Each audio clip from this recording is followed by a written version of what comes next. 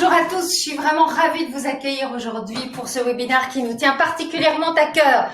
Alors c'était prévu pour mars et c'était prévu évidemment en présentiel et comme tout le monde, comme partout, on a tout changé. Mais au moins ça nous permet de vous accueillir plus nombreuses et plus nombreux. Juste avant que ça commence, je vous fais patienter par une petite vidéo sur le sens de la répartie contre les remarques et homophobes. On est go.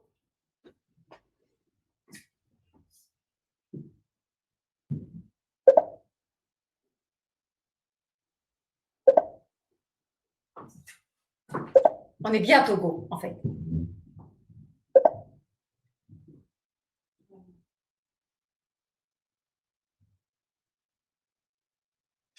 Ah, je ne sais pas si vous entendez la vidéo, moi pas.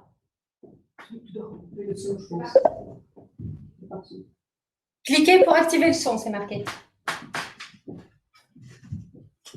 Vous devez cliquer chaque personne à cliquer pour activer. Ah, voilà. Qui pour avoir cette promotion? Sexisme, homophobie, racisme, voici 10 techniques pour booster votre sens de la répartie et faire taire les personnes méprisantes. L'autodérision. T'as couché avec qui pour avoir cette promotion? Arthur, Antoine, Hugo 2 fois, son frère aussi, je sais plus comment il s'appelle, Charlotte, figure-toi, et puis Jean-Michel et Arthur. Votre interlocuteur vous critique? Abondez dans son sens. Jouez-le à fond, exagérez, forcez le trait. Les enfants, ils vont à l'école dans ton pays? Mais non, ils vivent dans les arbres, ils mangent des noix de coco et des bananes.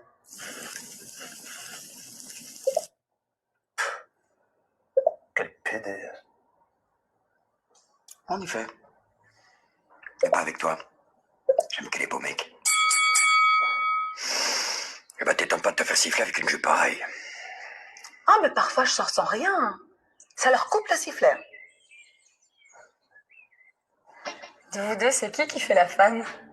Les jours pairs, c'est moi. Les jours impairs, c'est mon mec. Pour les réveillons, les années paires, c'est moi. Les années impaires, c'est mon mec. Sauf pour les années bissextiles. L'autodérision, c'est magique. Ça désamorce le conflit et ça vous permet de conserver votre calme. Si vous êtes l'objet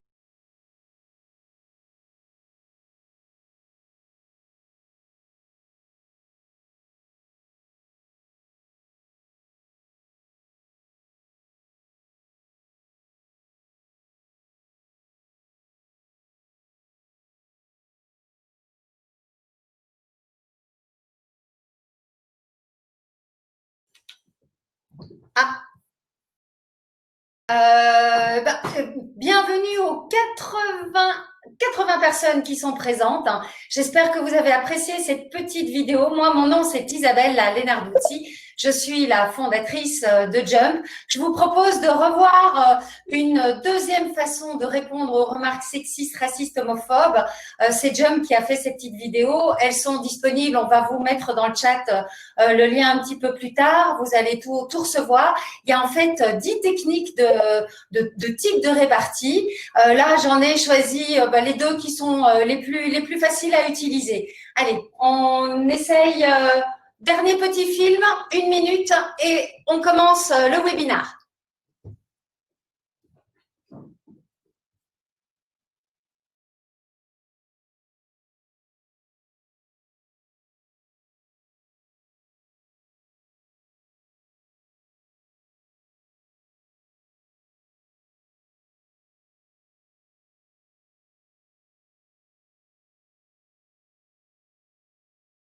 Bon. Allô, allô? Comment? Je ne me vois pas, mais je ne sais pas si vous me voyez, je ne pense pas.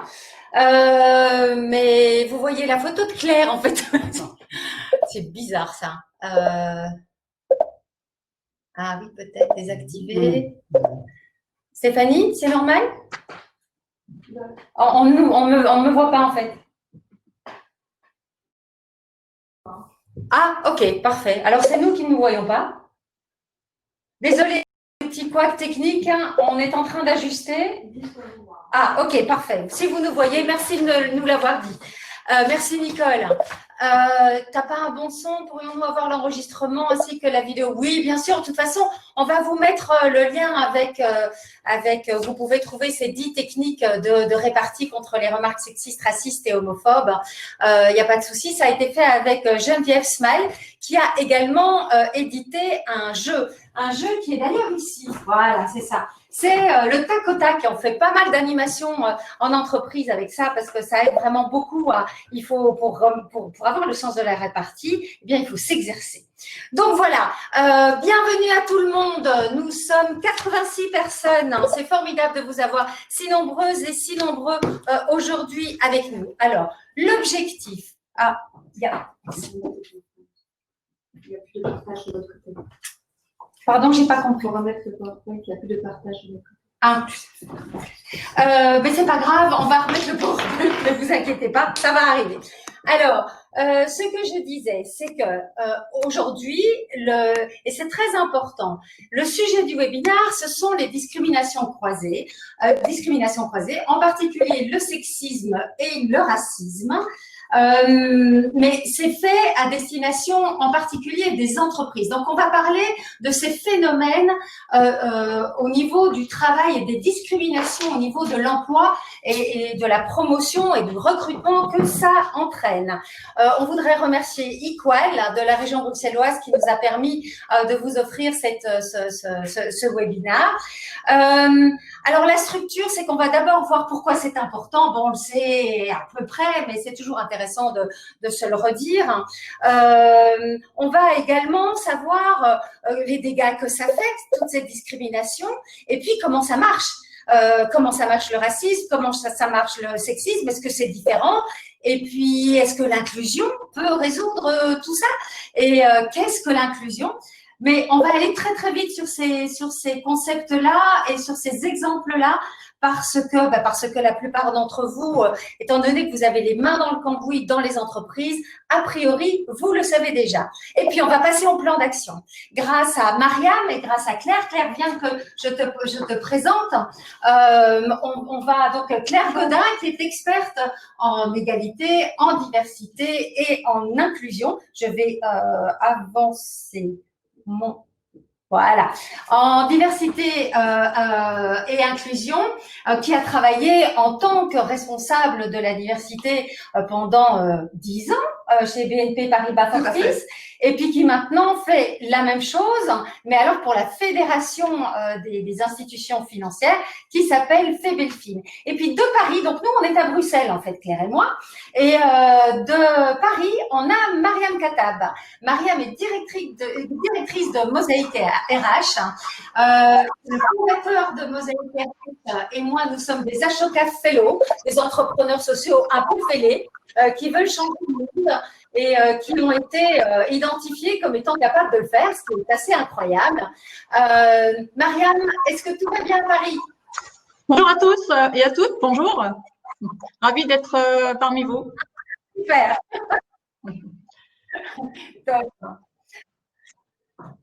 Donc voilà, alors on va parler juste très très brièvement de Jump pour toutes celles et ceux qui ne connaîtraient pas.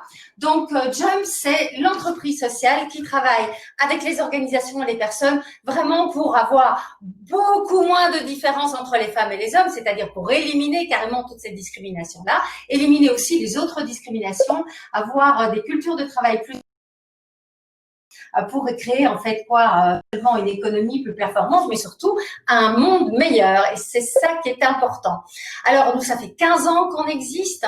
On travaille évidemment sur toutes les thématiques que je vous ai dit. Et pour y travailler, on doit beaucoup parler de stéréotypes et de biais inconscients. On a une communauté de plus de 100 000 personnes en Europe. Et voilà, nous, ce qu'on essaye de faire, c'est de faire de l'advocacy, donc du lobby, pour que vraiment la société en fait pousse, supporte, soutienne les actions en faveur de plus d'égalité et de diversité dans les entreprises et par ailleurs dans la société, de façon à ce que les entreprises, quelque part, se sentent obligées de le faire. Certaines n'ont pas besoin de se sentir obligées, d'autres, il faut les pousser un petit peu. Et donc, c'est ce qu'on essaye de faire. On est complètement européen, on est multilingue, etc. Alors, on a plein de différents outils complètement gratuits sur nos sites et justement sur la diversité, l'inclusion. On a des solutions aussi pour les entreprises, les formations, les conférences qu'on organise. On accompagne également les entreprises. On fait des enquêtes pour évaluer le degré d'inclusion dans la culture de l'entreprise. Et comme je vous disais, on offre du contenu gratuit. Là, ce sont nos 2 derniers guides. Un guide en faveur de l'inclusion, c'est toujours très pratico-pratique chez Jump. On essaye vraiment d'aller droit au but et de vous donner des trucs et astuces pour que ça marche avec efficacité et rapidité. Et donc, le guide pour l'inclusion, il est disponible en anglais. Le guide contre le sexisme, il n'est pas encore disponible en anglais. Il est en français, il est en néerlandais. Et puis, on a aussi des affiches. Là, vous en voyez 3.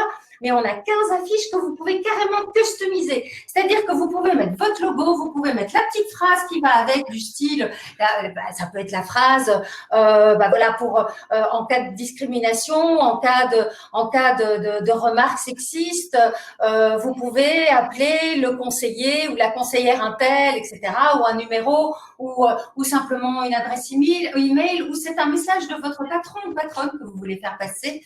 Donc ça, c'est à votre disposition, tout est téléchargeable sur le site. On a également les vidéos pour toutes celles et ceux qui nous ont rejoints à temps. Vous avez vu un petit extrait de vidéo pour les victimes de ces remarques-là, des conférences, des formations, des enquêtes et un quiz anti-discrimination. On va vous envoyer tous les liens. Alors, le business case de l'égalité, de la diversité et de l'inclusion. Alors, le business case, regardez un peu ces chiffres. On est plus de la moitié de la population, nous les femmes. On est près de 60% des diplômés universitaires. Ça veut dire quoi? Ça veut dire qu'on est le plus grand réservoir de talent. On est aussi le marché. Regardez, plus de 80% de toutes les décisions d'achat de biens de consommation, eh bien, ce sont les femmes qui les font. Donc, c'est vraiment important d'avoir des femmes au sein de son entreprise pour savoir ce qui va leur plaire au niveau de la consommation. C'est aussi très important pour l'innovation. Si il y avait plus d'égalité entre les femmes et les hommes, la croissance macroéconomique serait vraiment boostée, la performance des entreprises serait vraiment meilleure. Là, j'ai pas mis le chiffre, mais la toute dernière étude de McKinsey, vous savez, ils ont beaucoup participé à cette avancée au niveau de l'égalité femmes-hommes dans les entreprises, parce que quand McKinsey dit quelque chose, évidemment, ça a un autre poids que quand c'est Jump. Et justement, en mars, ils ont publié leur toute dernière étude qui dit qu'en fait, les entreprises dans le même secteur, dans le même secteur d'activité, parce que autant comparer des pommes avec des pommes, eh bien, les entreprises qui sont dans le dernier quart au niveau vraiment de ceux qui traînent la patte au niveau de l'égalité, eh bien, ils perdent 19% de rentabilité financière. Ceux, par contre, qui sont dans le top gagnent 10% de rentabilité financière par rapport à la moyenne. Ce qui veut dire qu'entre les plus avancés et les moins avancés, il y a une différence de 30%. C'est vraiment, c'est énorme. Et tous les ans, ils reviennent avec ça pour montrer combien c'est important. Mais on sait aussi que plus de mixité hommes-femmes, c'est plus de bonheur au travail, c'est plus de sécurité au travail, c'est plus de rétention des clients, c'est plus de satisfaction des clients. Bref, c'est bon pour tout le monde et c'est vraiment bon pour l'entreprise et pour ses salariés et les consommateurs, les clients. Le défi démographique, je trouve que c'est toujours intéressant de le dire. Quand on est dans un pays qui donne vraiment la possibilité aux femmes et de faire des bébés et de continuer à bosser et voire même de faire une carrière, eh bien, elles font plus de bébés. L'innovation est boostée, on va aussi voir pourquoi. Et le marché, à partir du moment où on est la majorité des consommateurs et des consommatrices, évidemment que le marché répond beaucoup mieux à nos innovations. Et le talent, bien sûr. Alors, au niveau de la diversité ethnique, de la diversité d'origine, ici on est à Bruxelles. Regardez un peu Bruxelles. Bruxelles est la deuxième ville la plus cosmopolite au monde après Dubaï. C'est juste énorme. Alors j'ai pris quelques chiffres parce que c'est juste, voilà, c'est sidérant. Alors, à Bruxelles, on a 60% de résidents étrangers avec une nationalité étrangère. 72% sont d'origine étrangère. Donc, ça veut dire quasiment 3/4 de la population est d'origine étrangère. Ce n'est que 32% en Flandre et 20% en Wallonie. Il y en a 6 sur 10 qui sont nés en dehors de la Belgique. Alors, parmi cette population d'étrangers, entre guillemets, eh bien, 70% sont des Européens, 10% viennent du Maghreb et de la Turquie et 5% de l'Afrique subsaharienne. Tu vois, c'est toujours des chiffres intéressants à se rappeler parce que quand on est en pénurie de talent, il faut peut-être aller chercher dans un réservoir un petit peu plus large. Alors, tout ce qui est mixité, diversité, eh ben, si on le fait pas, quelque part, on prend des risques. On prend des risques au niveau de sa politique des talents pour attirer et retenir les meilleurs talents. Hein. Mais c'est aussi, quelque part, la responsabilité sociale. Il vaut mieux quand même refléter le monde extérieur et ses consommateurs et consommatrices. Et puis, on l'a déjà dit, c'est une question d'innovation et d'efficacité. Alors, Claire et moi, on aime beaucoup ce schéma-là. Je confirme. Donc, en fait, ce qu'on dit, c'est que dans les entreprises, ce qui compte le plus pour la performance, c'est bien, c'est qu'un groupe puisse trouver les bonnes solutions à des problèmes. Surtout que dans notre monde actuel, le monde se complexifie, c'est encore plus, les problèmes qui nous sont soumis sont encore plus difficiles, donc d'où l'intérêt regarder des groupes mixtes. Regardez un peu, si ce sont que des hommes qui font partie du groupe, ils vont trouver les bonnes solutions à 58%. Si on ajoute des femmes, si on ajoute la diversité d'âge et la diversité d'origine, on arrive à 87%. C'est vraiment un phénomène extrêmement important. C'est ce qu'on pourrait appeler vraiment une question d'optimiser l'intelligence collective. Exactement. J'y arrive plus. Alors, qu'est-ce qui se passe? Pardon, excusez-moi. J'ai un chat dans la gorge. Alors, qu'est-ce qui se passe en réalité comme discrimination? La Belgique, étant donné que la plupart d'entre vous est établie en Belgique, la Belgique est le dernier pays en Europe au niveau du taux d'emploi des personnes d'origine étrangère. C'est absolument catastrophique. On est à 58%, je pense, oui c'est ça, 58% contre 73% dans l'Union européenne. C'est un manque à gagner absolument abyssal. Même quand ces personnes d'origine étrangère ont le même type de diplôme, les statistiques ont pris 3 exemples. Un diplôme de lettres, un diplôme de droit ou un diplôme en sciences vétérinaires, eh bien, l'écart d'emploi est de 30%. Donc, ce n'est pas simplement à cause d'une qualification qui serait différente, il y a véritablement un phénomène de discrimination qui s'installe. Mariam, je te passe la parole. Parce que tu vas nous expliquer ce qui se passe en France et comment Mosaïque a vérifié ces discriminations et peut-être quel est le témoignage que tu peux rapporter des candidats et candidates que tu accompagnes et puis le tien aussi. Oui, merci Isabella. Je pense que tout le monde doit m'entendre. Alors oui, moi en effet, je travaille sur ces questions-là depuis maintenant 12 ans au sein de Mosaïque RH. Et Mosaïque RH, en fait, on travaille spécifiquement sur la question de la discrimination croisée, origine sociale, origine ethnique. Hein. Une troisième forme de discrimination qui serait la discrimination territoriale, c'est-à-dire comment le lieu d'habitation peut être un frein dans l'accès à l'emploi, l'accès à l'éducation. Et donc, la slide que vous voyez, c'est une slide où on a essayé, nous, avec RH, de comprendre quelle était la position finalement de la société d'un côté et des recruteurs de l'autre sur cette question de diversité et quelle était leur perception par rapport au sujet. Alors bien sûr, il y a déjà plein d'études qui circulent, mais nous, on aime bien avoir aussi voilà, nos propres sondages et d'avoir des choses qui soient à jour. Donc, ce qu'on voit, c'est que d'un côté, on a posé la question.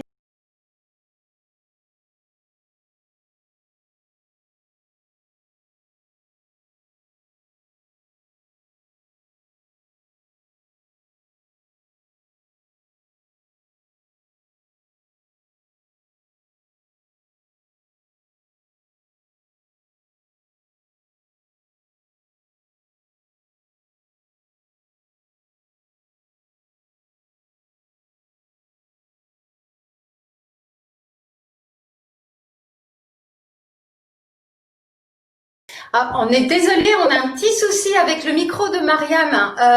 Mariam, est-ce que tu peux essayer de rallumer ton micro, s'il te plaît? On ne t'entend pas. Ton micro est fermé. Bon, je pense que son image est bloquée. Non, non. Ouais, t'entends pas. Ça marche pas. Aïe, aïe, aïe. Ben, écoute, moi, je sais pas le faire, je crois. Attends, j'essaye, hein. Non, je sais pas le faire. Appuie ici. Ah oui, j'ai fait. Et toi, Stéphanie, tu sais pas non plus? J'appuie, mais... Ah, non. J'appuie sur activer, mais ça ne s'active pas. Sinon, il faut que tu reprennes la main et que tu continues. Hein. Ouais. Parce que les gens ne l'entendent pas non plus, je suppose. Oui, ils n'entendent pas. Ok, mais il faut Ok. reprendre, Isabelle reprenne la main. Alors, je vais, Mariam, on va essayer de résoudre ce problème technique. C'est bizarre, bizarre, bizarre. Bon, je ne sais pas très bien ce qui se passe. Non, non, non, on l'entend pas. C'est pas grave. Je vais, je te repasserai la parole après, Mariam. Je vais continuer alors. Hein. On va avancer avec les slides. Voilà. En fait, on arrive au sexisme. Regardez un peu. C'est intéressant comme définition. Toute croyance, attitude, propos, geste ou comportement qui tendent à stigmatiser, délégitimer, inférioriser les personnes en raison de leur sexe et qui entraînent des conséquences préjudiciables. Et regardez si on change en raison de leur sexe et qu'on met en raison de leur genre. Eh bien, vous allez voir que ça fonctionne du pareil au même parce que c'est vraiment la définition du racisme. Regardez, toute croyance, attitude, propos, geste ou comportement qui tendent à stigmatiser, délégitimer, inférioriser les personnes en raison de leur origine, de leur religion ou de leur couleur de peau. Et du coup, évidemment, ça a énormément de conséquences. Alors, comment ça se passe? Eh bien, ça se passe, il faut toujours parler de stéréotypes et parler de biais, etc. Donc, on est vraiment élevé dans une culture où il y a des hiérarchies, en fait, des hiérarchies entre les hommes et les femmes, et des femmes et des hiérarchies entre ce qu'on appelle des races, probablement de façon complètement erronée, des couleurs de peau en tout cas, voire même de religion. Donc, c'est important de se rendre compte de ça. Et à chaque fois, on fait des amalgames. On amène toute la catégorie de personnes à des comportements qu'on pense totalement diffusés dans ce groupe-là. C'est des représentations simplifiées. Alors, regardez le classement des phénomènes considérés comme extrêmement graves entre justement racisme, sexisme, homophobie, antisémitisme, etc. Ça, ce sont les résultats d'une enquête que Jump a fait en 2016. Vous voyez que le racisme est considéré comme extrêmement grave, mais par contre, le sexisme, il est uniquement à 66%. Et globalement, c'est toujours comme ça, en fait. Alors, quelle est la mécanique sexiste qui est exactement la même que la mécanique raciste?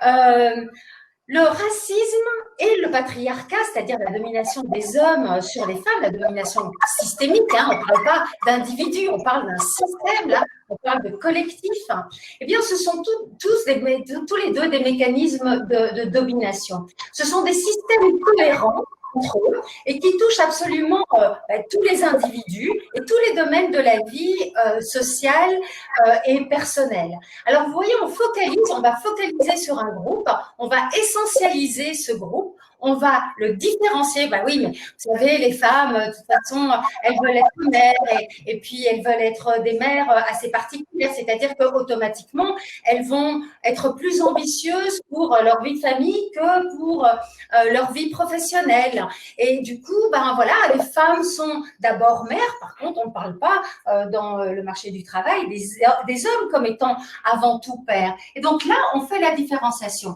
Et puis, c'est une péjoration en tout cas en ce qui concerne le milieu du travail, parce qu'elles ont une présomption d'incompétence, étant donné qu'elles sont davantage ambitieuses pour leur vie de famille et qu'elles se consacrent davantage à ça, même si elles travaillent autant que les hommes, de toute façon, on ne va pas les percevoir de la même façon. D'un autre côté, les hommes, ils vont avoir cette présomption d'incompétence au sein de la famille, au sein des murs de la maison. Et puis, il y a une légitimation. Ben oui, à partir du moment où tu fais ton deuxième, ton troisième gamin, ça veut dire que vraiment, tu corrobores ce que j'ai dit, c'est que vraiment, tu mets de l'accent davantage sur ta vie de famille plutôt que sur ta carrière. Du coup, voilà, tu n'auras pas la promotion parce que sinon, ça va te mettre trop de pression. Donc, on ne sait même pas qu'on va te le demander, en fait. On va imaginer que c'est ce qui est bon pour toi. Et c'est ça, là, en fait, la mécanique sexiste et raciste. On peut dire la même chose par rapport dans le racisme. Les femmes africaines sont lentes. Alors ça, c'est vraiment un super gros stéréotype. Et donc, du coup, on va tout jauger à l'aune de la rapidité de la personne. Et même si le résultat, l'output est le même que quelqu'un d'autre, tout va être complètement biaisé et va justifier finalement une discrimination. Alors, le sexisme, le racisme, il commence par être ordinaire. Il peut même être bienveillant, du style non mais qu'est-ce que tu fais? Il est 5h30, tu dois pas aller chercher tes enfants à l'école? Mais ça n'a rien à faire dans le monde de l'entreprise. Je suis ici en tant que professionnelle. Tu n'as pas à me renvoyer une idée de moi qui est liée à ma maternité. On le ferait pas pour un homme. Il n'y a pas de raison qu'on le fasse pour une femme. Donc, on pense que c'est apporter de l'attention à la personne et en fait, non, ça l'infériorise, ça le met dans une catégorie qui n'est pas valorisée à la même hauteur que les hommes. Et donc ça, c'est du sexisme bienveillant, mais après, il y a évidemment d'autres types de sexisme, jusqu'à arriver au sexisme, au racisme qui discrimine, puisque dans notre cas, ce sont des postes, des promotions qu'on ne va même pas proposer aux mères parce qu'on va penser que de facto, elles ne vont pas les accepter. Et ça se termine dans les violences sexistes et les violences racistes. Les violences racistes, on l'a vu avec George Floyd. Les violences sexistes, ce sont les viols, ce sont les agressions sexuelles au travail. Il faut savoir que dans nos enquêtes, 94% des femmes ont déjà connu du sexisme en entreprise et 9% ont dit avoir été agressées sexuellement dans l'entreprise. C'est absolument énorme. Alors, ça, c'est le sexisme ordinaire. Je vais pas y revenir. Bon, voilà, les injures, les petites blagues, les propos irrespectueux, etc.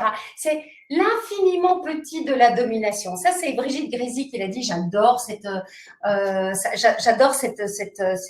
définition parce qu'en fait, on l'a tellement intériorisé que la plupart d'entre nous ne le reconnaît même plus. Alors que voilà, nous faire traiter de ma belle, Miss Tinguette, ma chérie, etc. Au travail, ça n'a pas lieu d'être. Ça nous renvoie à autre chose que notre profil professionnel. Alors, il est important de terminer ce chapitre par ce que Simone de Beauvoir disait. elle disait que ce qui fait la différence entre une femme et un homme, c'est beaucoup moins la biologie que la place qu'on occupe dans la société. Et c'est ça, en fait, la clé. C'est avec ça qu'on se rend compte que, à partir du moment où il y a une place différente, où il y a une hiérarchie différente, il y a une dignité qui est différente. Et on pourrait dire exactement la même chose du racisme. C'est vraiment une place différente qu'on occupe dans la société et c'est une dignité différente qu'on a les uns par rapport aux autres. Voilà pourquoi on dit Black Lives Matter, parce que on donne beaucoup moins tout ce qui arrive dans notre société et tout ce qui est arrivé avec la colonisation, avec l'esclavage, etc., dit toujours qu'en fait, les vies des Noirs sont beaucoup moins importantes que les vies des Blancs. Moi, je pense vraiment que si la Méditerranée avait autant de milliers de morts blancs, des migrants blancs qu'on laisse aller par le fond de la mer, ben je pense que il y aurait eu des révolutions. Ça n'aurait pas pu arriver à une telle échelle. Mais ce sont des Noirs ou des personnes bronzées, et donc leur vie vaut moins que la nôtre. C'est absolument ahurissant et c'est profondément ancré. En fait, ce qui est important à comprendre, hein, c'est qu'on va passer à tout ce qui est l'intersectionnalité. L'intersectionnalité, c'est ça. C'est voilà, parce que les caractéristiques, moi je ne suis pas que femme, je suis aussi d'origine italienne, j'ai une histoire d'immigré, mais je suis aussi blonde, j'ai peut-être une maladie, il y a plein de choses comme ça qui définissent en fait mon identité. Et à l'intersection de tout ça, je peux être victime de discrimination.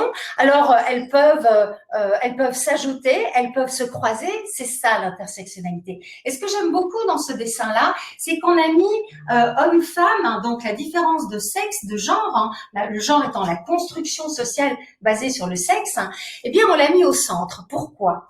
Parce que la violence sur les femmes et le contrôle du corps des femmes, qui est multimillénaire, hein, bien plus que toutes les autres discriminations, eh bien c'est vraiment le lieu, c'est le cœur de toutes les inégalités, le cœur de tous les systèmes de domination. Eh bien c'est comme si notre corps à nous les femmes représentait l'identité d'une catégorie. On va par exemple nous empêcher de nous marier entre personnes de religions différentes pour justement pouvoir gagner cette guerre de la démographie entre religions. Quand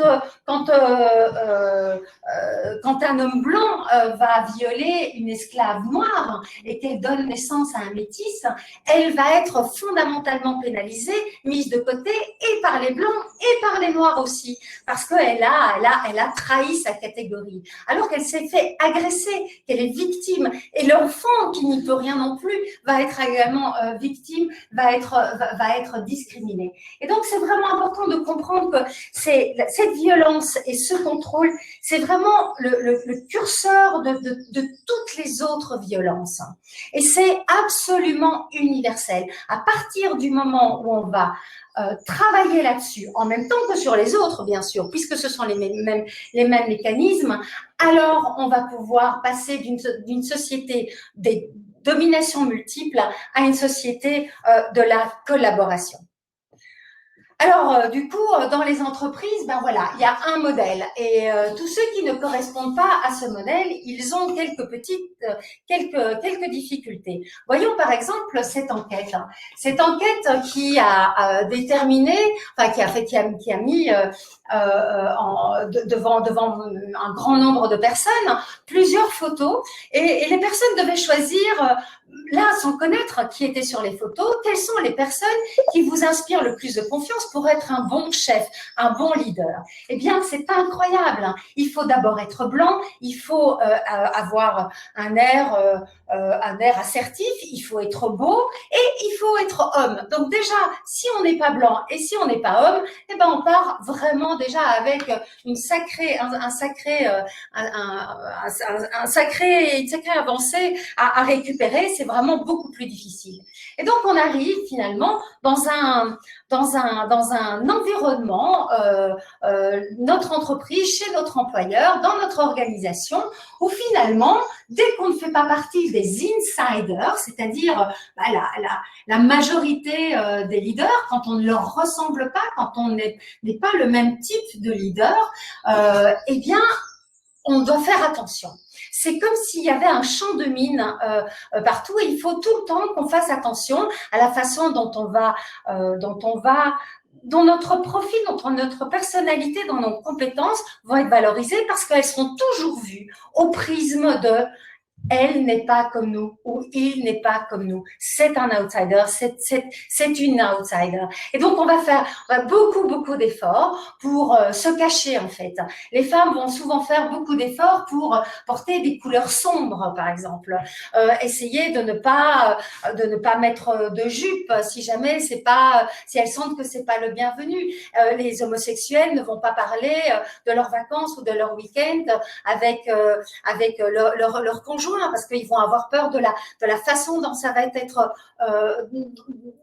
être mis en image et dont ça va être quelque part mettre mal à l'aise les gens. Et donc c'est chaque fois qu'on est différent dans l'entreprise, une entreprise qui n'est pas inclusive, c'est exactement comme ce ballon qui doit essayer de se frayer un chemin. Et donc tout ça a une incidence absolument énorme sur notre performance. C'est comme si tous ces stéréotypes s'auto-réalisaient. On voit que nos performances cognitives, c'est-à-dire notre intelligence, elles fonctionnent moins quand on est obligé de cacher qui on est vraiment. On n'a en plus pas ce sentiment d'appartenance qui est tellement important pour être performant. Je voulais donner cet exemple de ce CEO de chez Total. Quand il est venu témoigner à un forum Jump, il nous a dit de façon très émue, vous savez, moi je sais ce que c'est la discrimination. C'est pour ça que je suis vraiment un allié de la mixité femmes-hommes au travail. Parce que moi j'ai fait, vers 40 ans, j'ai fait un infarctus tellement la pression était forte sur moi. Parce que à chaque fois, j'étais le seul noir qui réussissait. Je devais montrer l'exemple. Je me sentais investie d'une mission qui me dépassait complètement et que les autres ne reconnaissaient absolument pas. Et donc, j'ai essayé après mon infarct que ce soit moins lourd pour moi, mais ça, toute ma vie, ça m'a impacté et donc, je sais très bien ce que les femmes ressentent. Et c'est vrai, hein, quand Dominique Leroy arrive à la tête de Proximus, qu'est-ce qu'on me demande dans les interviews? On me demande, tiens, mais et sa vie familiale et est-ce que c'est une alliée des femmes? Qu'est-ce qu'elle pense du leadership féminin? Mais bon sang, bonsoir, c'est pas une experte en égalité femmes-hommes. Elle vient là pour être CEO de Proximus. Donc, posons-lui des questions par rapport à ce poste-là. Non, elle est toujours identifiée comme étant une des rares femmes qui va parvenir à un poste aussi prestigieux. Eh bien, Momar Nguer, c'est la même chose parce que lui aussi, il était il est toujours d'ailleurs un outsider. Pour terminer, juste vous dire ceci, parce que j'aime beaucoup ça. La diversité, c'est compter les personnes qui sont différentes. Regardez ce salad bar où on a une diversité d'ingrédients. Mais regardez l'image d'en dessous, l'inclusion, c'est l'art, c'est en fait l'art du grand chef, de faire un amalgame de tous ces ingrédients différents pour que ce soit beaucoup plus savoureux. Eh bien, c'est ça. Les bons chefs, les chefs justes, les chefs inclusifs, ils arrivent à faire ce type de salade-là avec toute la diversité humaine, tous les différents talents humains. Nous, chez Jump, on a fait un petit dessin qui explique ce qu'est l'égalité par rapport à l'inclusion. Parce que l'égalité, c'est souvent considéré comme étonnant. Finalement, on va donner, vous savez, nous, on traite les femmes comme on traite les hommes. On traite les personnes noires comme on va traiter les blancs. Oui, mais non, mais c'est sans faire attention, sans reconnaître les différences, sans reconnaître les catégories auxquelles appartiennent ces personnes qui peuvent avoir des conséquences sur sa perception de soi et sur la perception, sur les attentes qu'on a de soi et sur le jugement qu'on reçoit des autres. Donc, c'est très important de pouvoir adapter les mesures aux différences de façon à ce que chacun et chacune puisse vraiment réussir de la même façon. Voilà, alors est-ce que, Mariam, tu es de nouveau là ou pas? Aïe, aïe, aïe. Est-ce qu'on Oh peut non, allumer son micro? on ne t'entend pas. Je ne sais pas, toujours pas allumer le micro. Ah, on ne sait toujours pas la On ne sait pas le faire, Mariam. Ça a fonctionné il y a 2 secondes. On va… oui, tu peux rafraîchir ta page, paraît-il. Elle le fait. On va juste attendre quelques secondes.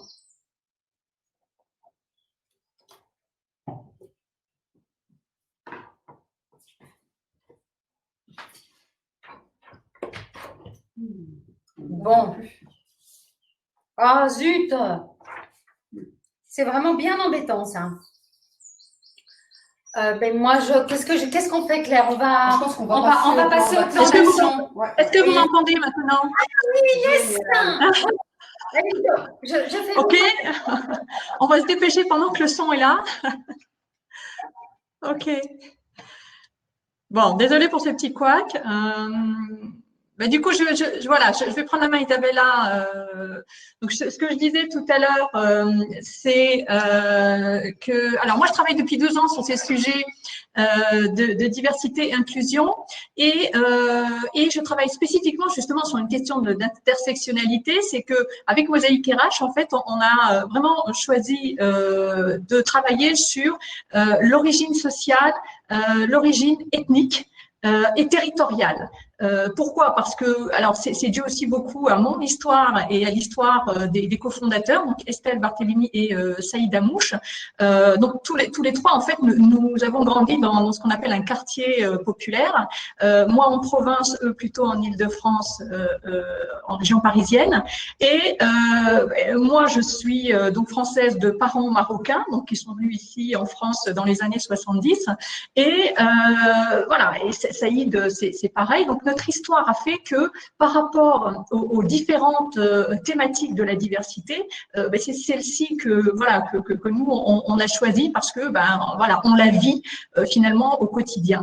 Et donc parmi tout le travail qu'on fait chez Mosaïque RH, on aime bien aussi prendre la température et voir un peu comment ce sujet-là est perçu. Parce que moi, j'ai mon histoire. Je suis donc issue plutôt d'une ville de province, une ville moyenne de province. Et quand je suis arrivée à Paris dans les années 99-2000, honnêtement, avec un bac plus 5 en poche, je me suis dit, c'est bon, je vais vers la capitale. Et puis, la capitale va m'ouvrir ses bras avec un beau diplôme comme ça en poche universitaire. Et donc, je vais pouvoir trouver un boulot très rapidement. Ce qui était finalement on va dire le rêve que je m'étais fait en tête. Mais ça s'est pas passé exactement de cette façon-là et très vite en fait j'ai ressenti que mon beau diplôme universitaire de ville de province finalement c'était pas forcément ce qu'on attendait et donc j'ai eu énormément de difficultés dans les premières années à trouver le job que je souhaitais. Moi, j'avais un diplôme en commerce marketing en poche et je n'ai absolument pas trouvé de job dans ce secteur-là. Et ce qui est important et qui est un peu en lien avec la slide que vous voyez, c'est que on ne vous dit jamais non, vous n'avez pas le bon diplôme. non, vous n'avez pas forcément la bonne couleur, ou ah, c'est quoi cette université de province, c'est quoi cette ville de province. C'est beaucoup plus insidieux que ça, et c'est ça qui est très très compliqué parce que on n'est pas forcément dans la victimisation, nous en tant que femmes, on n'est pas forcément en tant que femme, et moi femme d'origine ethnique diverse, je n'étais pas dans de la victimisation. Je ne me suis pas dit je ne trouve pas du boulot parce que c'est de ma faute, ou parce que c'est à cause de ma couleur, ou parce que c'est à cause de mon origine sociale, mon père ouvrier. Donc non, je me dis ben voilà, c'est peut-être voilà, c'est pas forcément, le marché du travail n'est pas forcément au top. Voilà, on trouve d'autres explications. Parce que quand vous posez la question aux gens, la diversité sociale, est-ce que c'est une bonne chose ou ça n'a aucun intérêt? Question qu'on pose très régulièrement, hein, nous, chez Mosaïque RH. Là, 88% des gens nous disent, bah, oui, 86%, pardon, nous disent, oui, c'est une très bonne chose, c'est super, c'est génial, il faut en faire. Et les gens qui sont en position de recrutement, pareil, à votre avis, recruter quelqu'un qui est d'une autre origine, est-ce que c'est intéressant pour votre société? 97% nous disent ah oui, c'est important, c'est crucial, c'est important pour notre société. Alors, quel est le problème? Où se pose le problème? Donc, il y a un phénomène de déni. Hein, si on peut passer la slide, Stéphanie, s'il te plaît. Voilà. Il y a un phénomène de déni que nous, on observe et que moi, j'ai vécu, parce que c'est vrai que jamais, encore une fois, on m'a dit, ben non, t'as pas de bon diplôme ou t'as pas la bonne couleur. Mais dans la réalité, ce à quoi moi, je pense que j'ai déjà été confrontée, mais tous les candidats que je vois et que Mosaïque RH accompagne au quotidien, je pense, ont vécu. Sinon, ils ne seraient pas venus frapper à notre porte.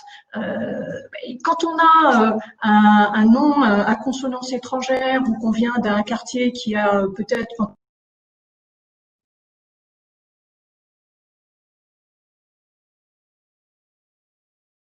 mauvaise image, eh bien, il faut qu'on envoie. Tout le monde m'entend? Tout le monde m'entend encore? Tout le monde m'entend? Ok. Oui, parce que j'ai eu une petite connexion. Super. Donc, il faut envoyer 4 fois plus de CV. Et donc là, ensuite, quand on voit ces chiffres-là, moi, je comprends maintenant, mais avec du recul, pourquoi j'ai dû envoyer 200 CV, 300 CV, 400 CV, moi aussi, il y a quelques années, pour décrocher un seul petit entretien. Donc, la réalité, elle est que oui, la diversité sociale fait peut-être consensus sur le papier, mais dans la réalité, il y a bien des mécanismes qui se mettent en place qui font que dans la réalité et dans les organisations, on n'arrive pas à refléter ni ce consensus, ni la diversité de notre société, que ce soit en France d'ailleurs, comme dans d'autres pays. On travaille, nous, spécifiquement sur la question aussi des quartiers prioritaires. On voit bien qu'aujourd'hui, le taux de chômage, parce que c'est une des conséquences qui est très concrète et qui est très directe, le taux de chômage des personnes qui sont, comme moi, hein, diplômées, il est presque 3 fois supérieur à la moyenne nationale. Donc, nous, on pense que c'est un gâchis énorme, puisqu'on l'a vu tout à l'heure, Isabella en a parlé, la diversité sociale, quand elle est mesurée, quand elle est bien intégrée, produit de la performance, produit de la rentabilité pour les entreprises qui intègrent on va dire des personnes avec des parcours différents, avec des origines différentes. Et quand ce n'est pas le cas, non seulement pour l'organisation, il y a en effet une perte de performance et de rentabilité, mais pour notre société, il y a aussi une perte économique. En France, France Stratégique, qui est un organisme étatique qui fait des études, a démontré que le coût des discriminations en France représentait 150 milliards d'euros. Donc c'est énorme du point de vue économique. Stéphanie, si tu peux passer, super. Et alors, on a ces chiffres-là qui existent en France et qui existent bien sûr en Belgique et qui parlent d'un constat. Mais il y a aussi des histoires vraies, des histoires des vécus, parce que moi j'aime bien avoir les deux.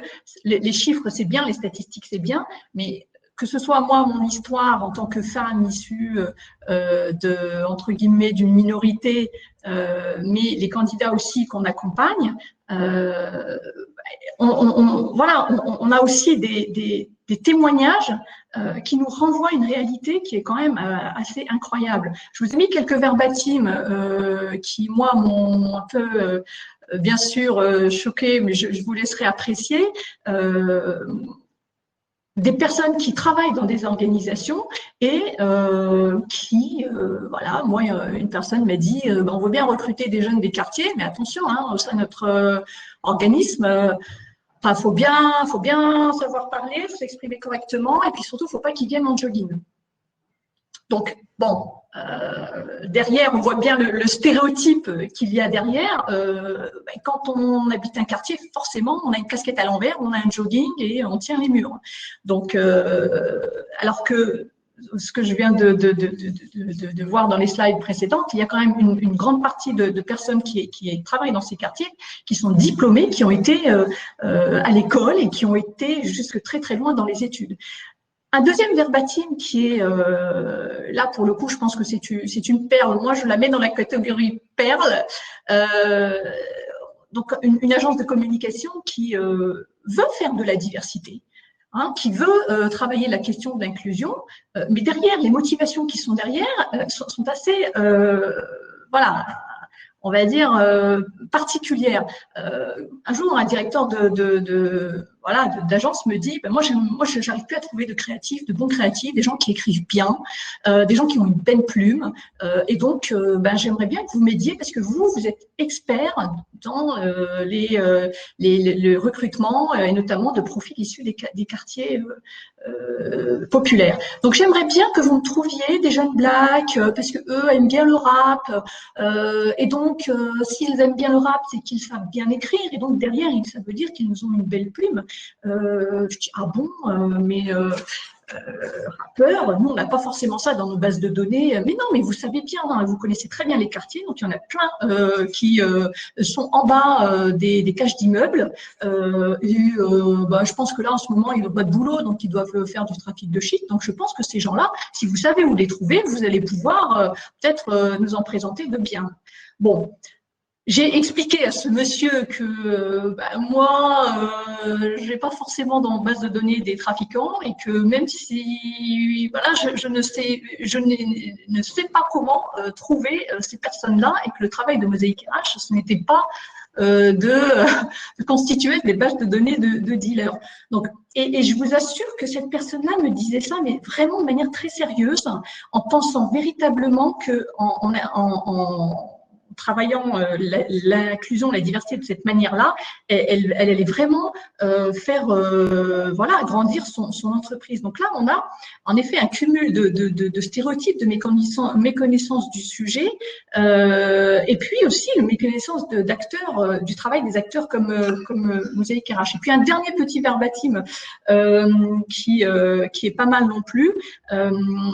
Donc, enfin, c'est une entreprise dans le secteur du conseil et donc on a des managers, un manager qui dit les candidats qui sont issus des quartiers ne vont pas avoir les mêmes sujets de conversation que nous. Donc, j'ai pas envie d'en recruter parce que à la machine à café, on va rien trouver à se dire, on va rien trouver à se raconter, ils n'ont pas les mêmes références socioculturelles. Donc, ça dénote quand même une certaine, en effet, difficulté à appréhender la question de la différence, la question de l'altérité et surtout la question, bien sûr, de la diversité, la gestion de la diversité. L'autre est différent et donc, s'il est différent, j'ai l'impression qu'on ne va pas trouver de terrain d'entente.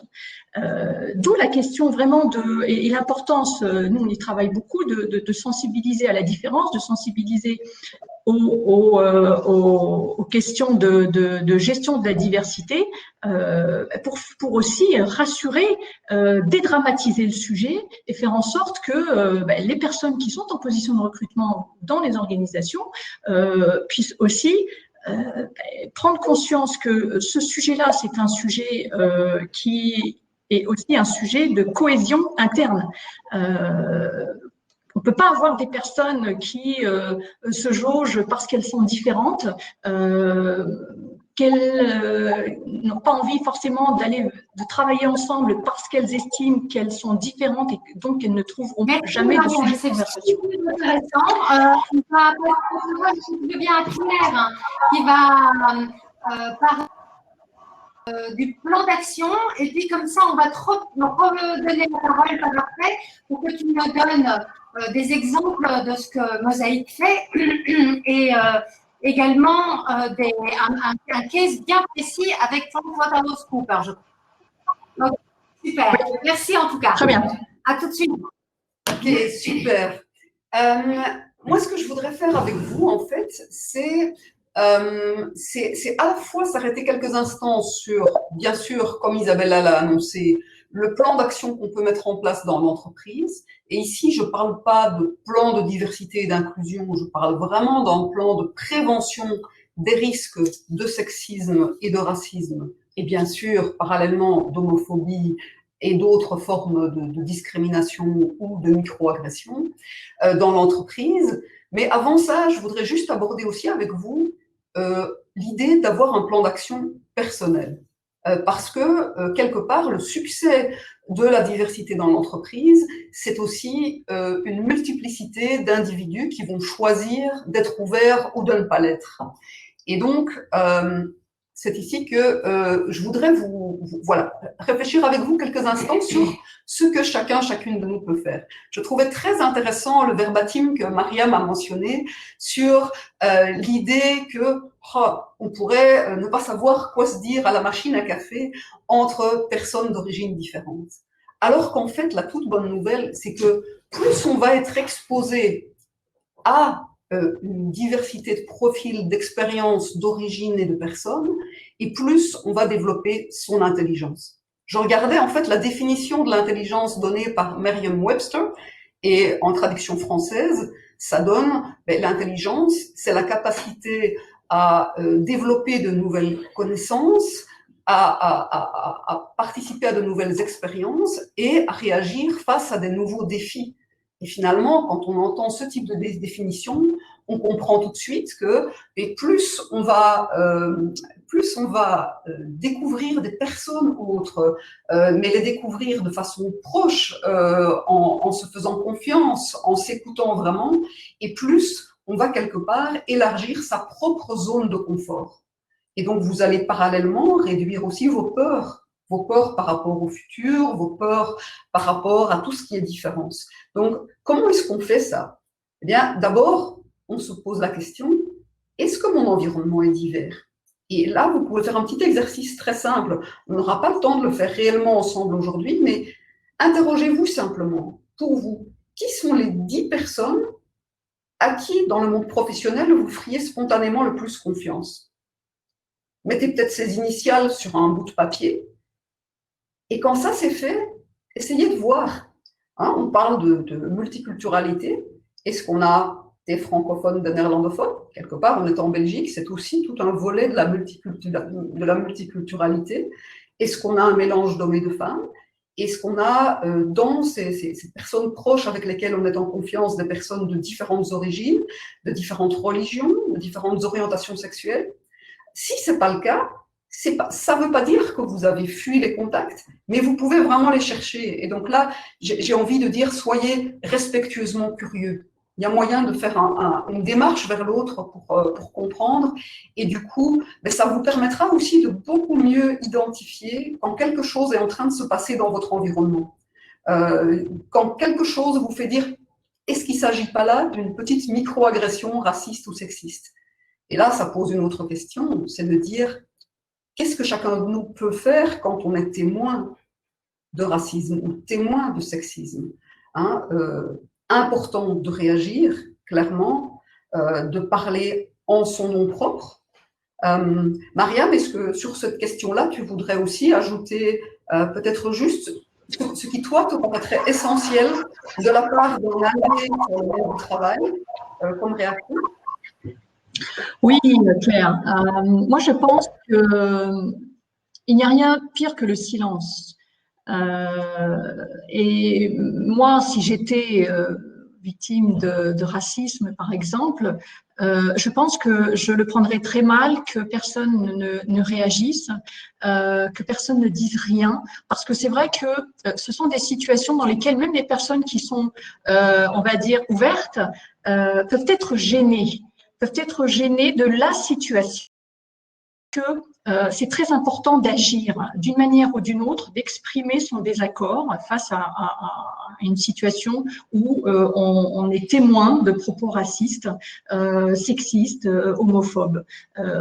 Pourquoi? Parce que le fait de parler, le fait d'exprimer un désaccord, pour la personne qui est victime de discrimination, elle sent une reconnaissance de la situation de discrimination ou de racisme qu'elle est en train de vivre, et non pas une impunité ou une complaisance. Et donc, pour marquer cette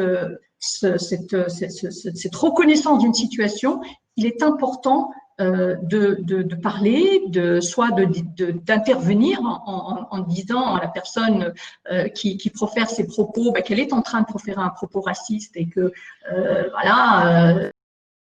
c'est quelque chose qui peut être bien sûr puni par la loi, mais sans aller jusque-là, au moins de dire que surtout sur le lieu de travail, que nous ne sommes pas là pour tenir des propos racistes les uns envers les autres. Et je pense que pour la personne qui se sent, qui est victime, c'est un soutien. C'est un soutien parce que ce qu'on voit aussi, c'est que très peu de personnes qui sont victimes soit de racisme, soit de sexisme se plaignent ou vont, on va dire, parler à leur hiérarchie ou vont utiliser les moyens de recours qui sont disponibles dans leur entreprise pour, on va dire, faire ressortir cette situation de victime.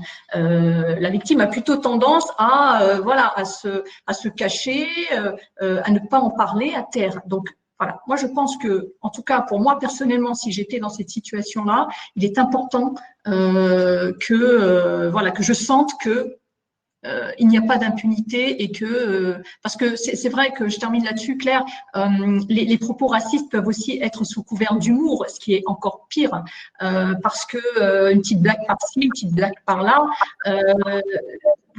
quelque part, la personne, elle profère des propos racistes, mais elle donne l'impression finalement que ce n'est pas grave. Or si, ce sont des choses qui sont graves et c'est important de se sentir épaulé et que le propos soit reconnu comme étant un propos raciste.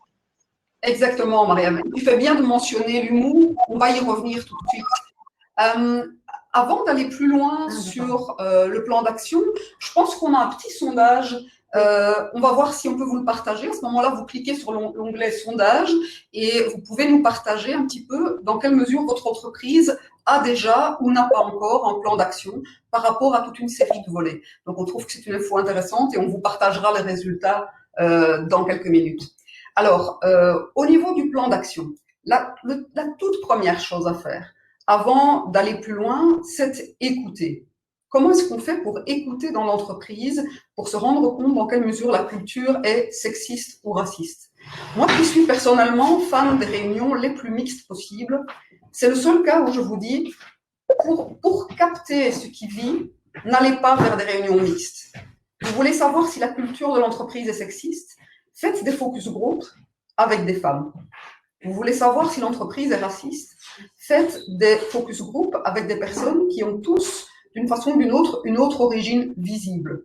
Et vous les mettez dans une zone de confort, porte fermée. Et vous pouvez vraiment discuter ensemble du ressenti sans que ce ressenti soit contredit. Donc ça, c'est vraiment une étape essentielle. Si vous ne le faites pas comme ça, vous pouvez aussi lancer une enquête anonyme. Et par exemple, c'est exactement ce qu'on est en train de faire pour le moment chez Febelfin par rapport au vécu sur l'inclusion multiculturelle dans le secteur financier, puisqu'on a lancé il y a 10 jours maintenant une enquête anonyme à laquelle plus de 700 collaborateurs de toutes banques ont déjà répondu. Donc on va avoir là du matériel vraiment très intéressant. Donc pour moi, la première action avant d'aller plus loin, c'est comprendre ce qui se vit. Ça va pas se faire en une fois et vous allez peut-être entendre des choses qui seront pas toujours faciles à entendre. C'est important de récolter à la fois des chiffres, des messages et des histoires concrètes, comme celle que Mariam nous a mentionnées. C'est ces histoires-là qu'il va falloir aller raconter au CEO pour obtenir son commitment. Si on n'a pas un engagement fort du CEO de l'entreprise à dire pas dans notre entreprise. Dans notre entreprise, c'est tolérance zéro en termes de sexisme, en termes de racisme, en termes d'homophobie. Je m'engage et j'exige que tout le leadership s'engage également. Ça, c'est vraiment quelque chose d'important, en fait. Donc ça, quelque part, c'est vraiment la seconde étape. À partir du moment où vous avez identifié les problèmes, avoir le soutien du CEO, avoir le soutien évidemment de toute la ligne de management qui va devoir cascader ces messages de tolérance zéro et avoir le soutien total aussi des ressources humaines. C'est pas toujours si simple. Je pense que parmi vous, il y a probablement pas mal de humaines. Les collègues des ressources humaines sont très pros dans leur travail et ne perçoivent pas toujours qu'il pourrait y avoir aussi chez eux des biais inconscients à l'œuvre, par exemple sur le côté multiculturel ou sur le côté sexiste. Donc il peut y avoir un petit peu de résistance et c'est vraiment important de les avoir avec vous. Donc moi, je dirais que quand je fais le point sur les différentes étapes, on écoute les employés dans un cadre sécurisé, on obtient l'engagement du CEO, on est prêt à lancer une communication forte et visuelle qu'on peut co-créer aussi avec les employés qu'on a eu autour de la table. Ça donnera beaucoup plus d'authenticité. Si on fait une campagne, c'est pas une campagne pour dire aux victimes vous n'êtes pas tout seul, vous pouvez porter plainte. C'est une campagne pour solidariser chacun, pour dire que chaque employé est quelque part un acteur, une actrice pour réduire le risque de sexisme, de racisme dans l'entreprise. Ça, c'est vraiment essentiel. Et alors, par exemple, tu as parlé d'humour, Marianne, et effectivement, on constate qu'une grosse partie des cas de racisme et de sexisme sont liés, ont souvent des formes qui touchent à l'humour. On commence par des petites blagues et ça finit par une isolation. Et donc, il faut passer quelques règles fortes dans une entreprise. On peut, par exemple, organiser des événements pour apprendre aux gens à faire de l'humour inclusif versus l'humour exclusif.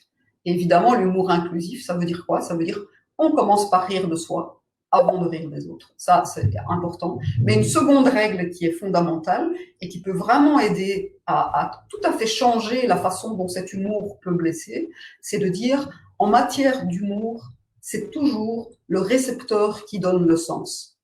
Ça, c'est absolument clé. Ça veut dire qu'à tout moment, vous qui aimez rire et vous faites une blague que vous voulez tout à fait gentille et simplement pour une raison que vous ne pouviez pas imaginer, votre collègue, elle vous dit, écoute, là, ça suffit, c'est pas drôle, les blagues sur les blondes, j'en peux juste plus, donc s'il te plaît, non, vous n'avez qu'une chose à faire, c'est vous excuser et puis ne plus recommencer. C'est pas grave en soi, vous n'êtes pas pour autant un ou une mauvaise collègue, absolument pas. Donc voilà, ça c'est vraiment un point qu'il ne faut pas oublier, c'est ce côté humour. Je vais intervenir parce qu'il y a quelqu'un dans le chat, je pense que c'est Nadine de chez Euroclear, qui disait que quand on est une femme et qu'on a une blague sur les femmes, on manque d'humour. Et quand on a une autre forme de diversité, et que ce soit la couleur, la religion, etc., quand on reçoit une blague, alors on est paranoïaque. Et c'est vrai, en fait, il y a vraiment ce souci, c'est qu'à partir du moment où on est concerné par une discrimination, eh bien, c'est comme si notre façon de réagir n'était jamais la bonne. C'est comme si nous n'avions pas de légitimité. Alors que, bon sang, ça atteint une partie de notre identité. Et ça, c'est vraiment, je pense, pour tout le monde, pour toutes les personnes qui sont justement des outsiders.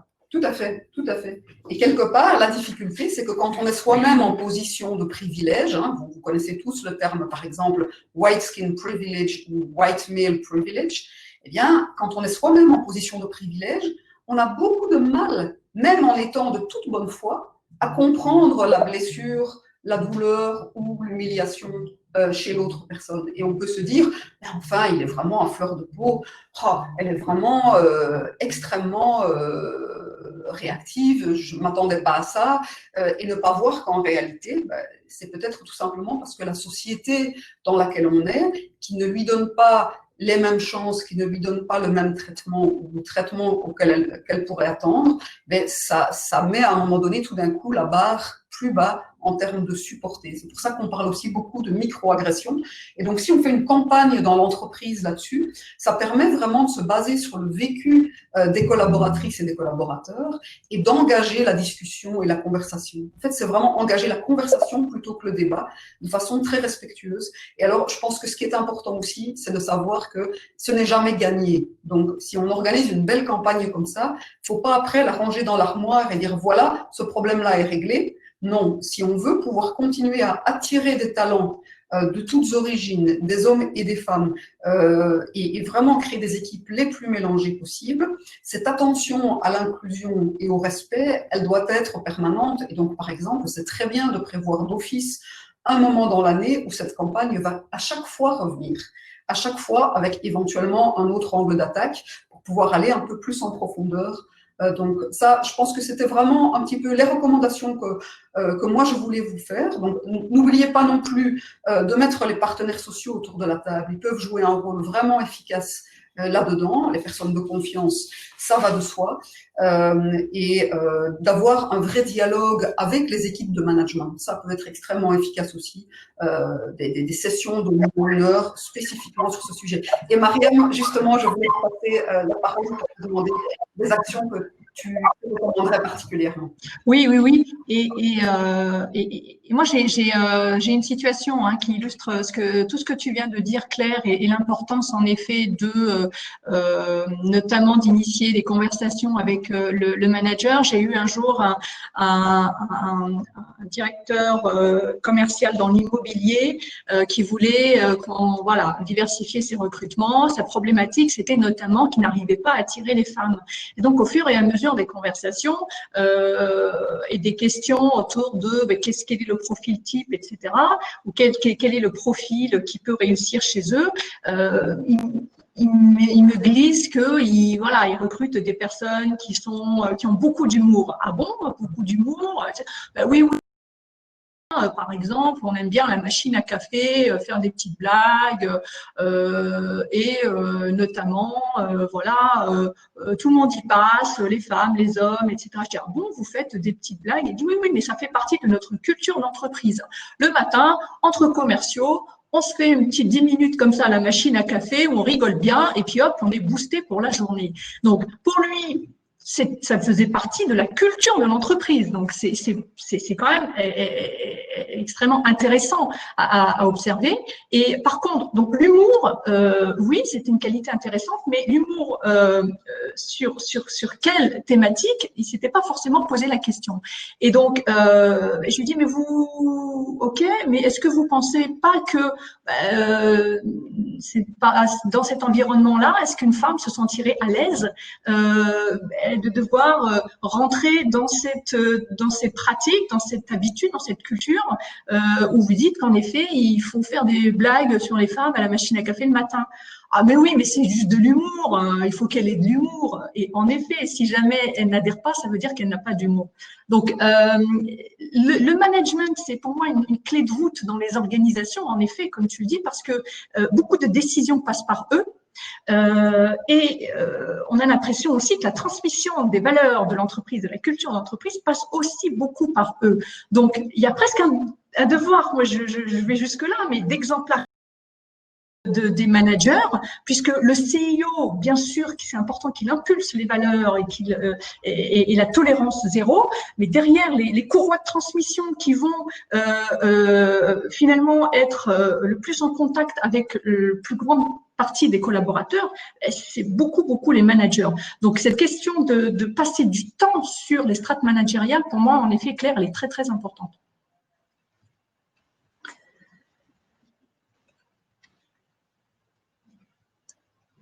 Ouais, ok.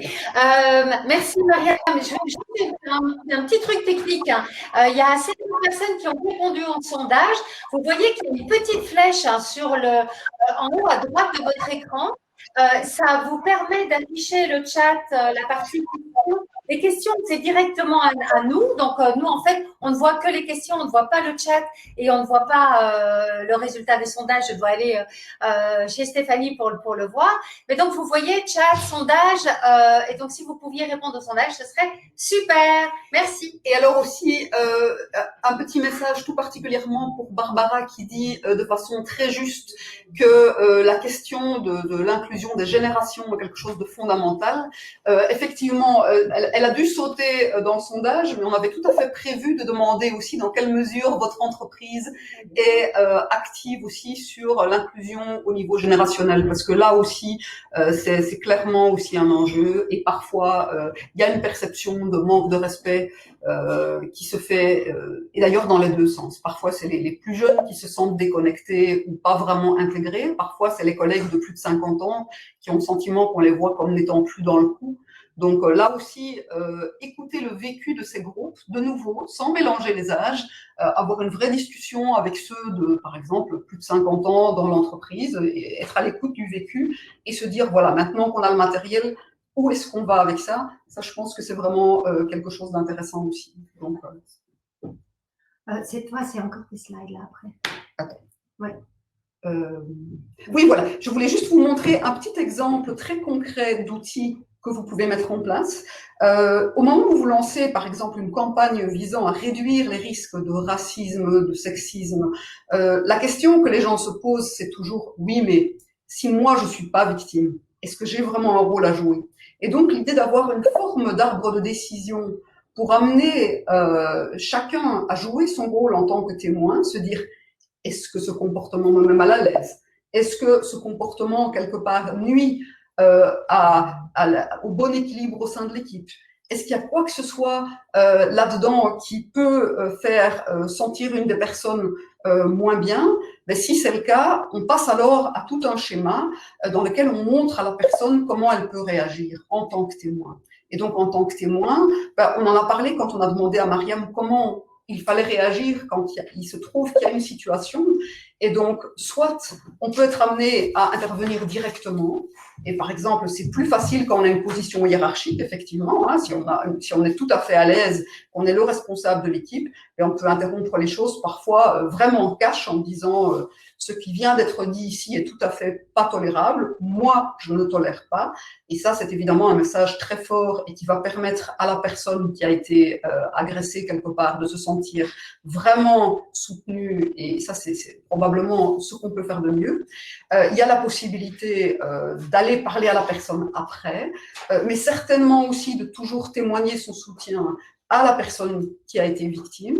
Et puis après, pour les personnes qui ne peuvent pas ou qui n'osent pas aller en direct, il y a évidemment, on peut en parler à la hiérarchie après coup, on peut en parler à la personne de confiance, on peut en parler, pourquoi pas, aux délégués syndicaux.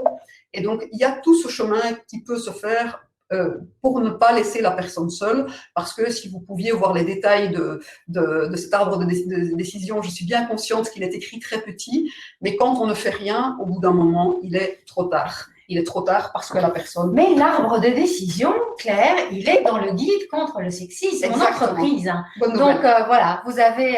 Et alors, je vais juste, avant que tu passes à ta dernière slide, vous dire quelque chose que Bell Hooks a dit et que je trouve admirable. Elle dit « La véritable solidarité, c'est apprendre à lutter contre des oppressions qu'on ne subit pas soi-même. » J'adore. Tout à fait, absolument d'accord. Alors, j'ai aussi joint simplement un petit plan de base pour vous rappeler.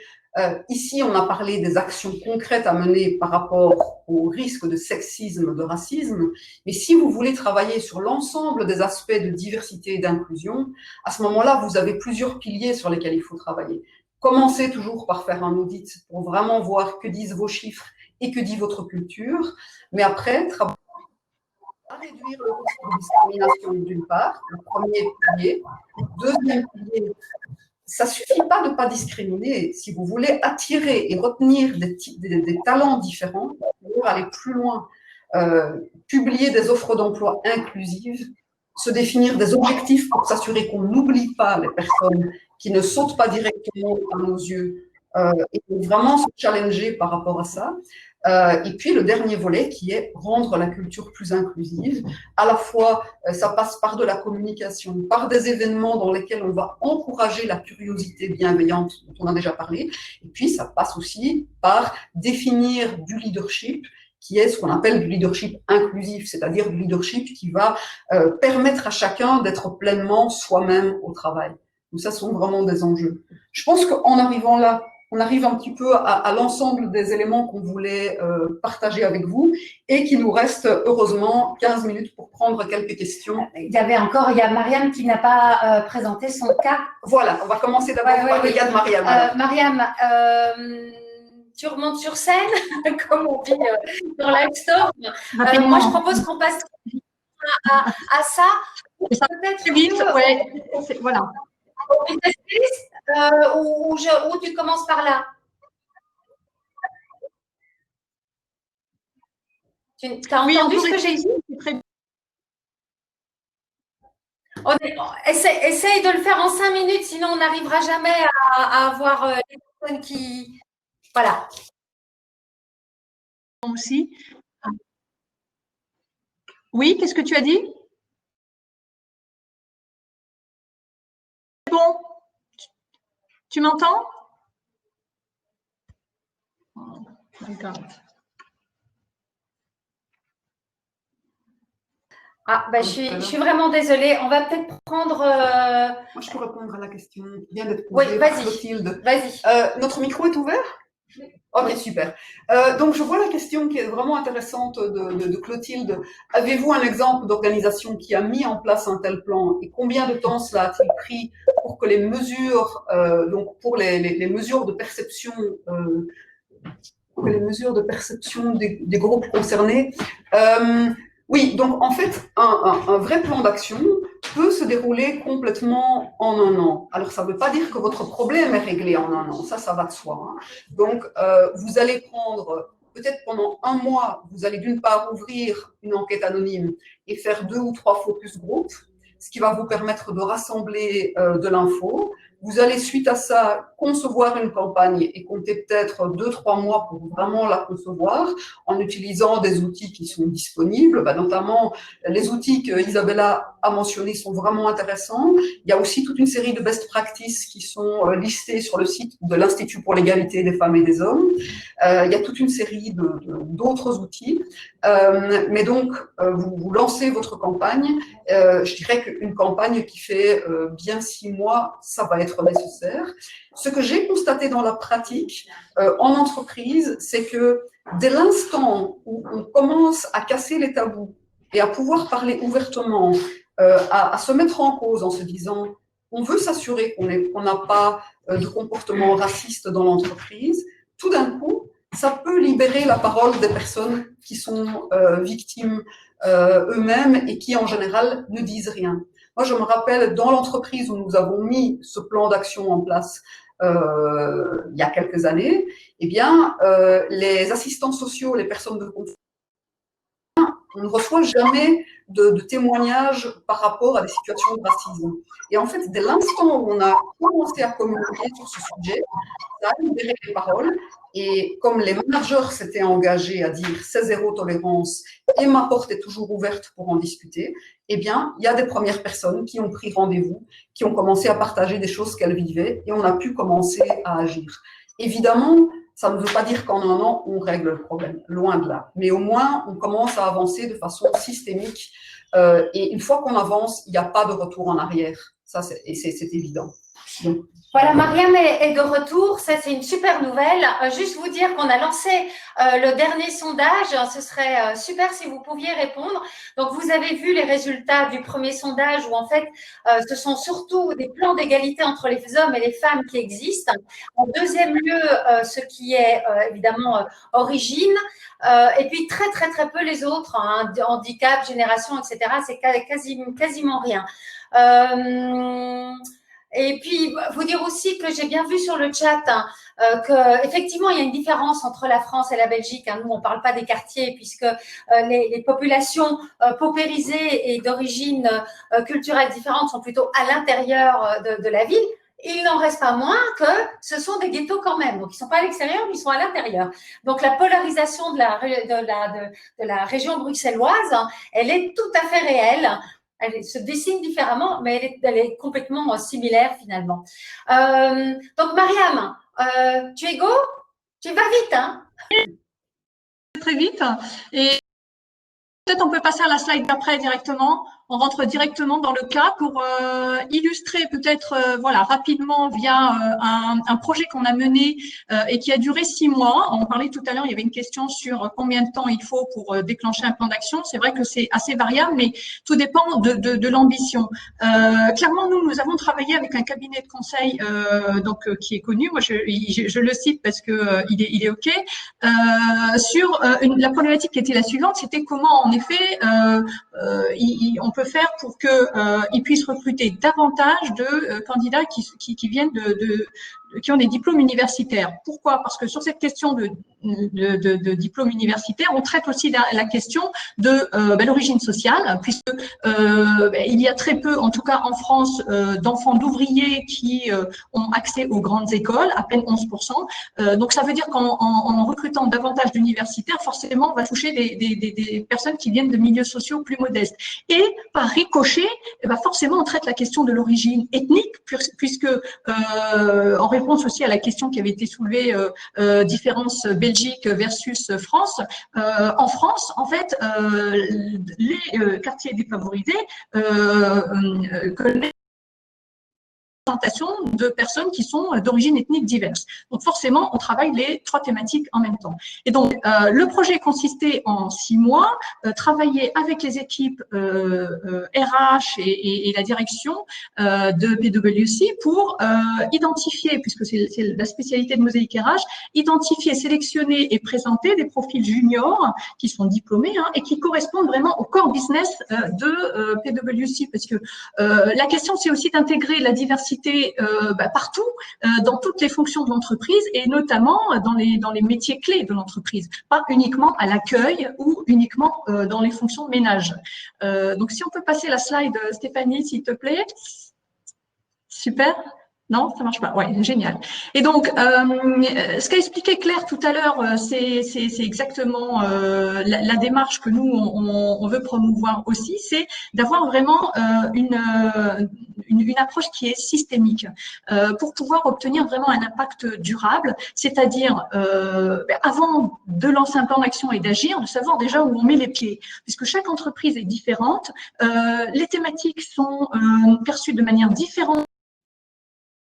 Et c'est important de savoir où sont les freins, où sont les leviers sur lesquels on peut s'appuyer pour déployer ce type de démarche diversité et inclusion. Et donc, ce qu'on a fait justement dans cette société, c'est qu'on a été regarder comment l'entreprise recrutait jusqu'à présent. Donc, quelles pratiques, comment elle diffuse ses annonces, où elle diffuse ses annonces, quel canal de sourcing elle utilise, quels sont ses critères de sélection. Quand elle recrute des consultants juniors, quels critères elle met en avant, sur quoi elle base même des critères objectifs qui parfois peuvent être des critères indirectement discriminants. Je vous donne un exemple. Par exemple,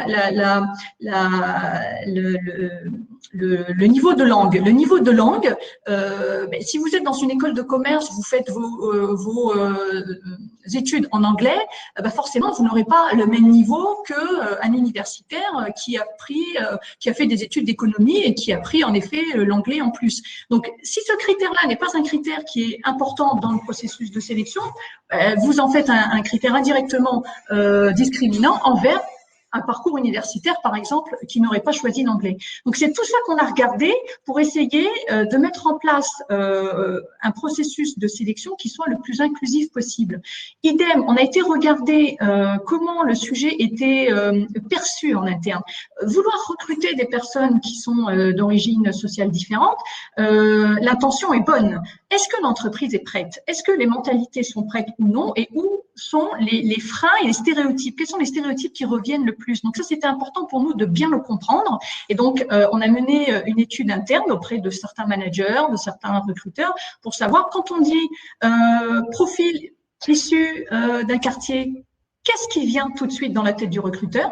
Quand on dit un diplôme universitaire, qu'est-ce qui vient derrière aussi en termes de représentation? Ça, c'est important qu'on le comprenne pour pouvoir justement rassurer toutes les personnes. Et puis ensuite, important, c'est d'avoir le go, d'avoir l'impulsion du CEO et des équipes dirigeantes.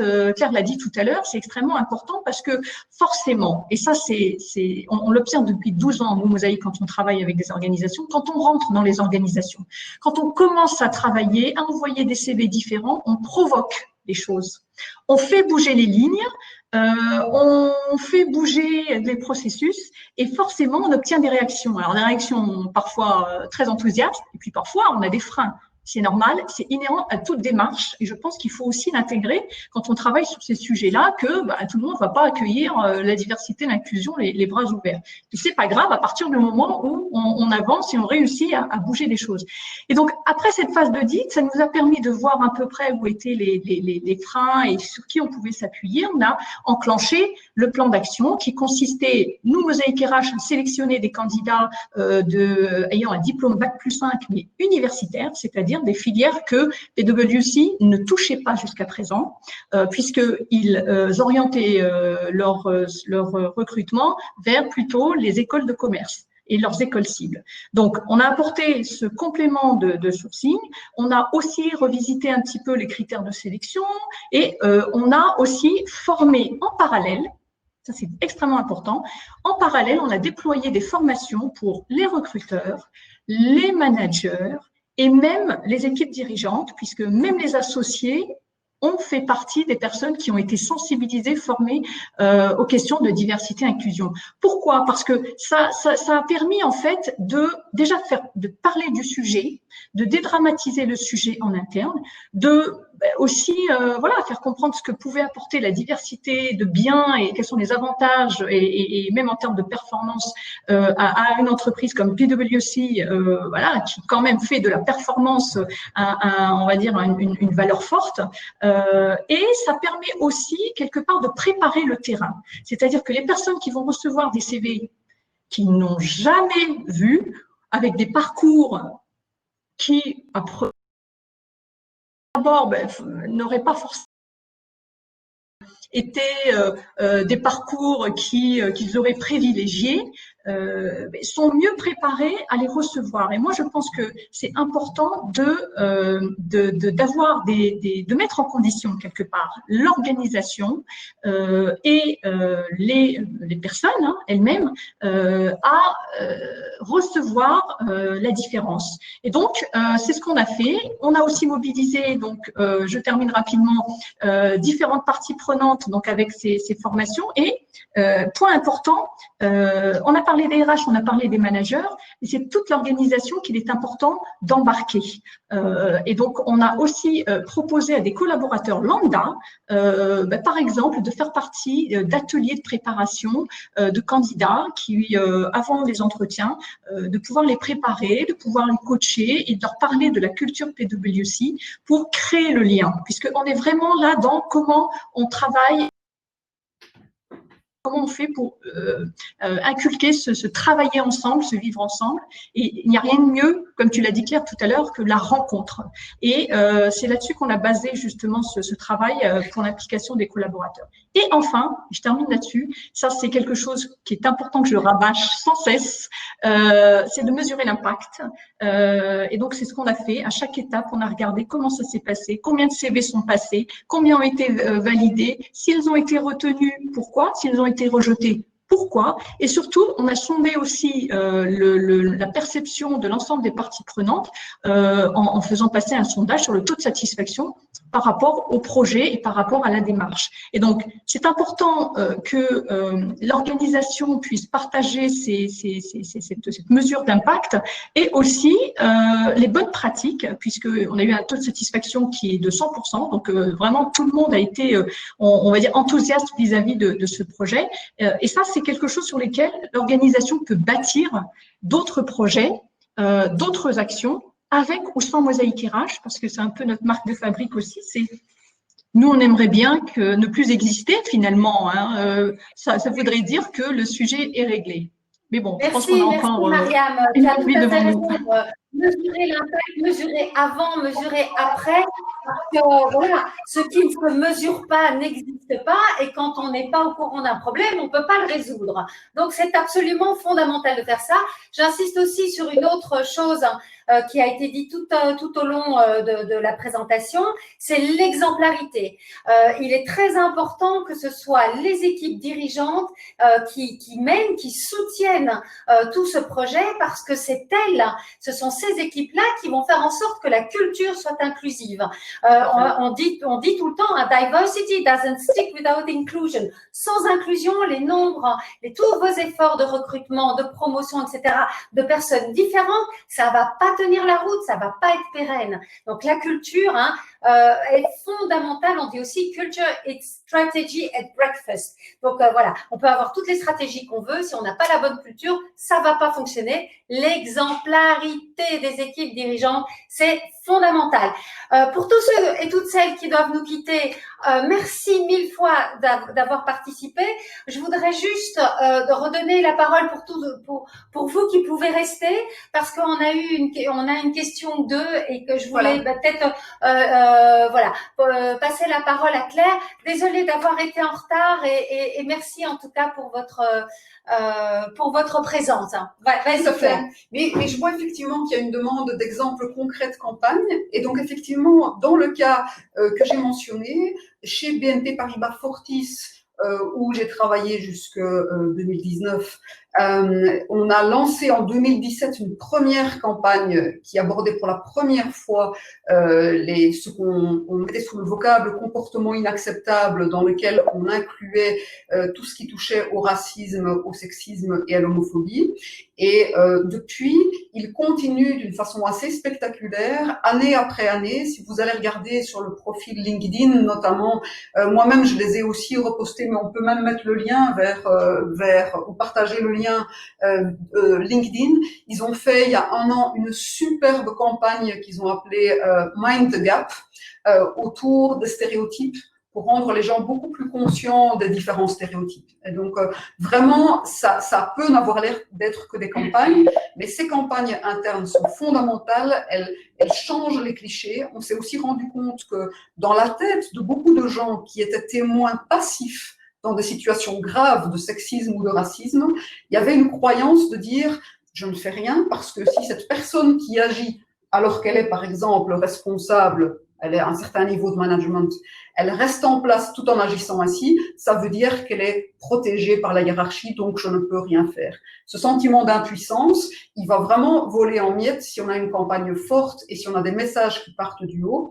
Et effectivement, comme Isa disait, et c'est fondamental, cette notion d'exemplarité, d'effet de tâche d'huile, il faut savoir qu'elle marche dans les deux sens. Si vous avez à la tête d'une organisation à un moment donné quelqu'un qui arrive, qui a des pratiques sexistes ou racistes ou homophobes, ça va faire tache d'huile également, aussi incroyable que ça paraisse. Et donc, c'est vraiment fondamental d'être très attentif et les campagnes permettent d'augmenter l'effet positif tache d'huile. Voilà. Voilà. Si vous avez des questions, oui, bien sûr, vous pouvez diffuser l'enregistrement. On va vous envoyer toutes les ressources. On va vous envoyer les slides, donc la présentation. On va vous envoyer, plein de cas différents. Donc voilà, d'ici 24 ou 48 heures, vous recevrez tout. Vous recevrez aussi le replay. Donc surtout, n'hésitez pas à SMer. Si vous voulez travailler avec nous, on serait vraiment ravis de nous associer avec Mosaïque et avec Claire, étant donné leur grande expertise. Parce que ce qui est formidable, c'est un puzzle comme ça qui se met ensemble d'expertises différentes et donc voilà, on est à votre service bien entendu. C'est une sacrée aventure en fait, de déconstruire ces dominations millénaires quoi. Ça rend, moi je sais pas, mais je trouve que ça rend tellement plus puissant individuellement, tellement meilleur aussi de se rendre compte qu'en fait on est beaucoup moins libre qu'on ne le pense et finalement bon qu'on ne le pense. Moi, j'ai découvert vraiment que j'avais ce racisme structurel qui était vraiment intégré à moi, alors que je me suis battue dans les années 80 pour le droit de vote des étrangers. J'ai constitué la première association des femmes issues de l'immigration qui existe toujours, qui s'appelle La Voix des femmes, etc. Malgré tout, je suis complètement imprégnée de ça. Et c'est en se rendant compte de ça que on est capable, et je fais encore plein de bêtises, hein, plein, mais au moins je me rends compte des bêtises que je fais et je peux avoir l'humilité de demander pardon, d'expliquer pourquoi, et voilà, et d'essayer d'amoindrir la blessure de l'autre. Mais c'est en fait, s'occuper de ça, c'est changer le monde. Hein. C'est comme une révolution. C'est plus qu'une révolution, c'est une transformation du monde. C'est vachement plus puissant que n'importe quel Covid, bon sang, bonsoir. Donc, Isa, il y a un grand message important ici. C'est que ceci, c'était la session en français, mais on a encore une session en néerlandais vendredi. Donc, pour tous ceux qui voudraient encourager leurs collègues à suivre la session en néerlandais, c'est encore possible. Vous pouvez encore vous inscrire via tout ce qu'on a posté sur les réseaux sociaux, etc. N'hésitez pas. Voilà. Je vous remercie énormément. Merci Mariam, c'était super de t'avoir de Paris en tout cas. Merci pour votre attention à toutes. Alors, je ne serai pas là vendredi parce que je ne parle pas un mot de néerlandais. Mais non, mais par contre, on va avoir, attends, comment est-ce que Selami. Elle s'appelle Sana Selami. C'est donc la directrice générale de cette, comment s'appelle l'entreprise comment tu dis? Ah oui, NextGenity. NextGenity. Qui s'occupe justement de la même chose que Mosaïque en fait. Hein. C'est vraiment attirer des talents beaucoup plus diversifiés au sein des entreprises. Donc on va avoir une experte flamande et puis bien sûr Claire qui est active sur tout le territoire. Donc voilà, merci mille fois, c'était vraiment super de passer cette heure et demie avec vous. Encore merci Mariam, merci à Paris. Et à bientôt. Je vous embrasse. Ciao. Au revoir.